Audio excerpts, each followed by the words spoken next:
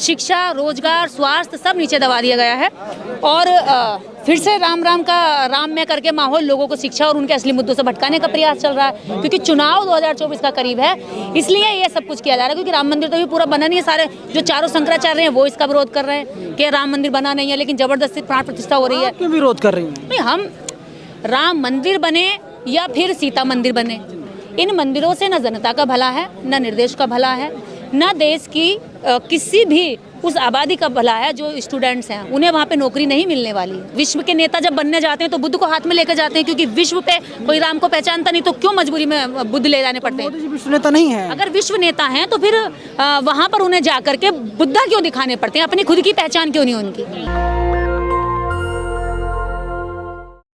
मेरे साथ निर्देश सिंह हैं। अयोध्या में राम मंदिर बन रहा है, मैडम कैसे देखती हैं आप? बन गया है, प्राण प्रतिष्ठा होनी बाकी है? अभी बना कहाँ है?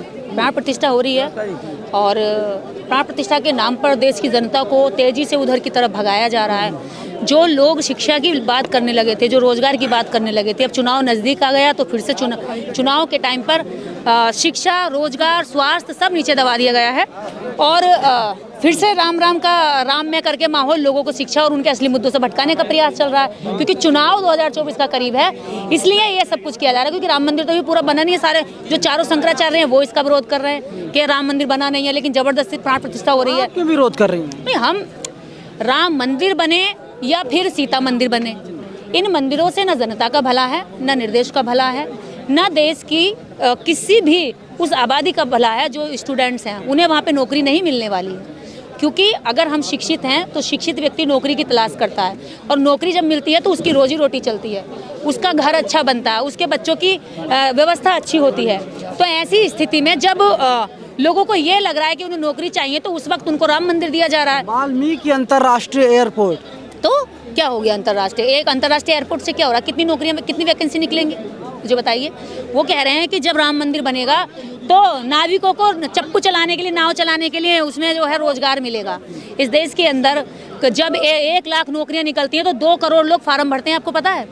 4 करोड़ लोग रेलवे में, जब 1 लाख नौकरी निकलती है तो 4 करोड़ लोग फार्म भर देते हैं, तो 4 करोड़ लोगों के फार्म से सरकार पैसा कमा लेती है। विश्व नेता हैं तो दिक्कत क्या है?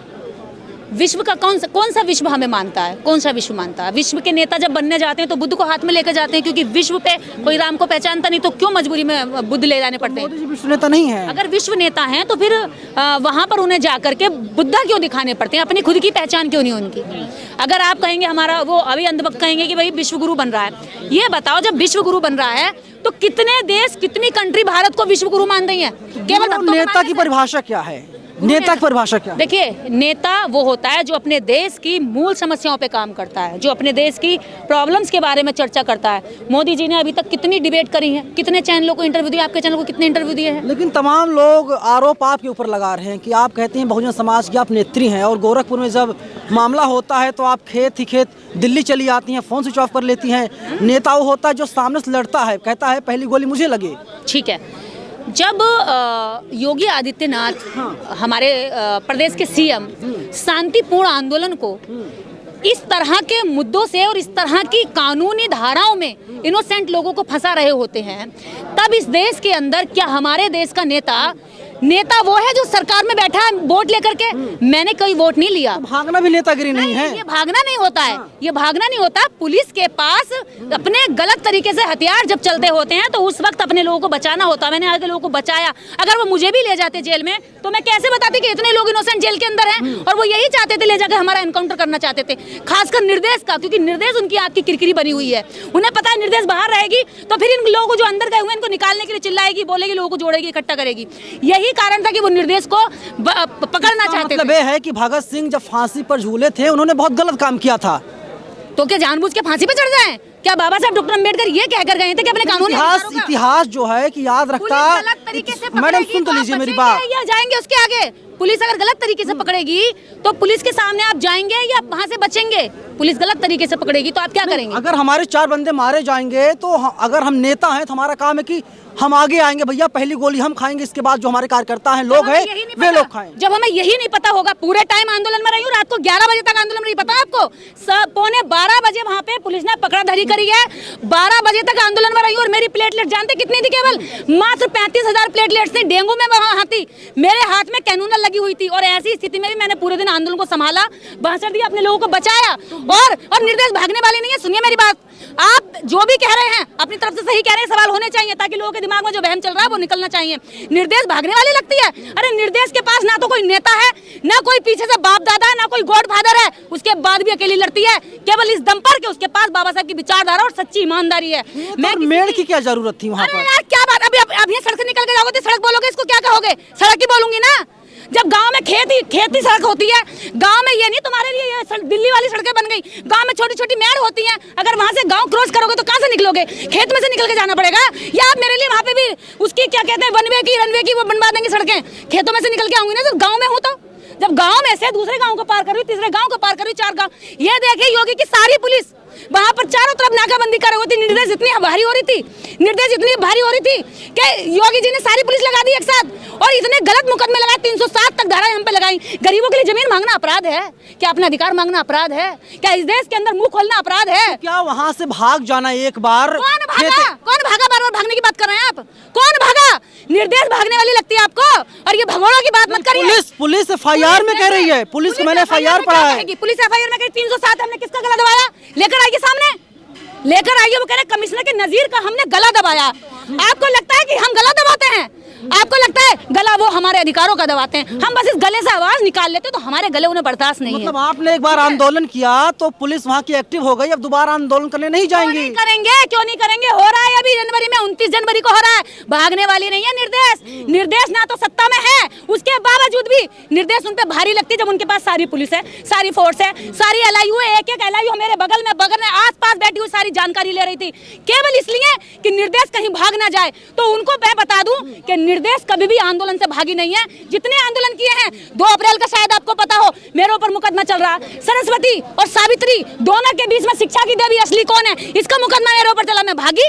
मैंने कितने आंदोलन में इस देश के अंदर अकेली लड़की हूँ मैं, जिसपे इतनी गालियां पड़ती है, दिन में 1000 गालियां होती है। और ऐसे गाली तो मोदी जी भी खाते हैं, गाली की बात अलग है। मोदी जी भी खाते हैं 4-5 किलो गाली। अगर आपके पास आपको ऐसी गाली लग जाए ना भाई साहब, तो आप आत्महत्या कर लोगे, उनकी बेटियां आत्महत्या कर लेंगी। लेकिन निर्देश का दम देखिए, इतनी गाली खाने के बाद भी इतने मुकदमे मेरे ऊपर 10-12 मुकदमे चल रहे हैं। किस लिए? मेरे ना तो घर परिवार से झगड़े में चले, ना मेरे जमीन के झगड़े में चल रहे, मेरे ऊपर सरकार से मुकदमे चल रहे हैं।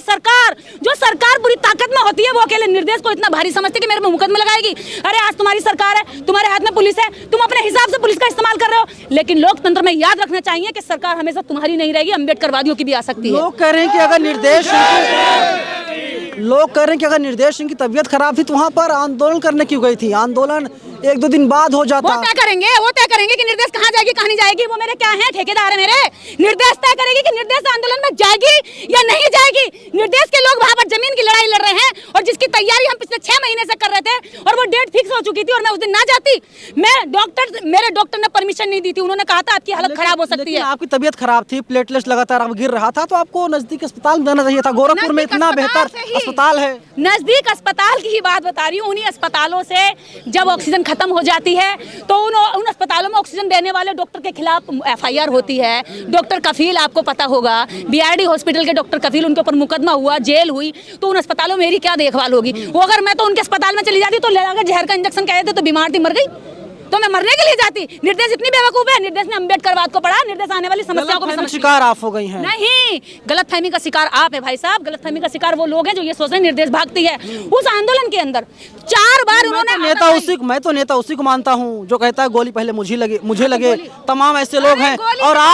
और आप दोबारा गई नहीं गोरखपुर में, 2 दिन बाद प्रेस कॉन्फ्रेंस करती हैं, फोन स्विच ऑफ कर लिया आपने। जानकारी गलत है, 6 दिन बाद करती हूँ मैं। वहाँ से 6 दिन में यहाँ स्विच ऑफ कर लिया आपने। मैं 6 दिन में यहाँ पहुंची। क्यों? मेरा फोन मैं स्विच ऑफ करूं यार, ये कौन सी बेवकूफी हो गई? अरे बहुजन समाज उम्मीद लगाए बैठा है कि निर्देश का फोन स्विच ऑफ क्यों जा रहा है? निर्देश का फोन परिस्थितियों में, जब मैं ये बताइए कहीं ऐसी जगह पे नहीं थी जहाँ पे मैं सुरक्षित होती तो मैं फोन कहाँ चार्ज करती?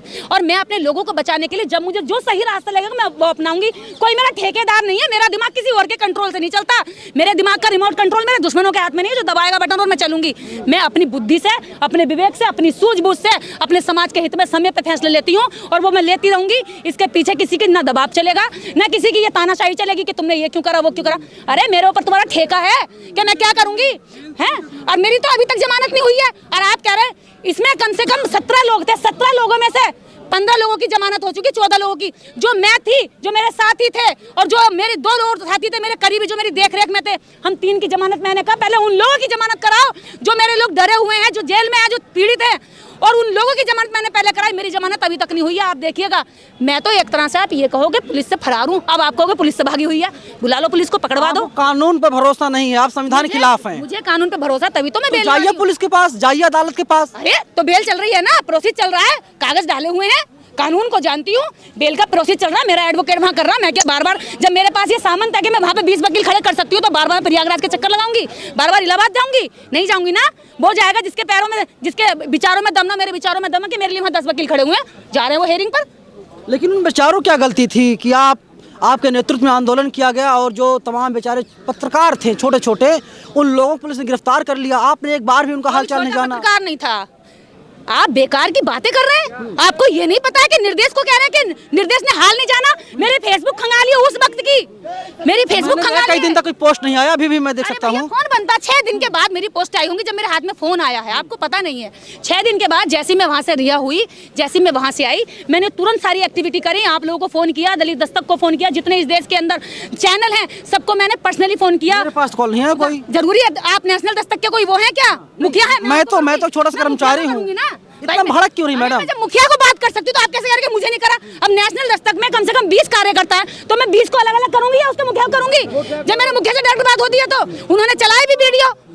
उसके पहले फिर मैंने वहाँ फोन किया लखनऊ में, क्या कहते हैं, नेशनल जनमत के नीरज पटेल जी को, और नीरज पटेल जी को जब फोन किया तो नीरज पटेल जी ने वीडियो चलाया। और इस देश के अंदर मैंने बार बार आके कहा कि जो जेल में लोग बंद हैं वो उन्हें अपनी बेटा बेटी की तरह, तुम्हारे अगर होते जेल में तो तुम क्या करते? मेरी फेसबुक पोस्ट पढ़िए, वहाँ मैंने हर चीज़ लिखी और मैं इतनी दुखी थी, इतनी हाथ थी, वहाँ से आके एडमिट हुई हूँ। मैं लखनऊ में एडमिट रही हूँ, मुझे भीम आर्मी के लोगों ने वहाँ लखनऊ में एडमिट कराया है कि दीदी तुम अगर यहाँ से इतना इधर उधर हुई तो तुम्हारी तबीयत बिल्कुल खराब हो जाएगी।